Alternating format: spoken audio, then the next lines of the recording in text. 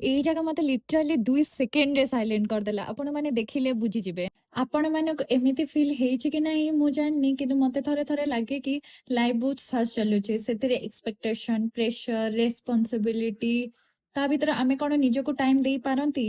ତ ମୁଁ ଯେମିତି କର୍ପୋରେଟରେ କାମ କରେ, ମୋର ମଣ୍ଡେ ଟୁ ଫ୍ରାଇଡେ ଅଫିସ, ତ ସେଇଥିରେ 2 ଦିନ ୱିକେଣ୍ଡ ଥାଏ। ତ ସେଥିରେ ମୁଁ ନିଜର କାମ, ଘର କାମ, ସବୁ କାମ ଭିତରେ ମୁଁ ନିଜକୁ ଟାଇମ ଦବା ଟୋଟାଲି ଭୁଲିଯାଏ।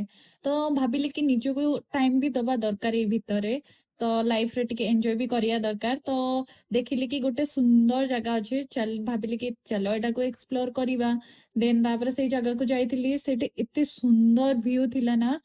ତ ମାନେ ପାହାଡ, ପାଣି ଦିଟାକ ପୁରା ପାଖାପାଖି ଲାଗୁଥିଲା କି ପେଣ୍ଟିଂ ହେଇଛି। ରିଅଲି ତ ଲାଗୁ ହିଁ ନଥିଲା। ମତେ ତ ଏତେ ହିଁ ସୁନ୍ଦର ଲାଗିଲା କି ବାସ୍ ସେଇଠି ଦେଖି ହିଁ।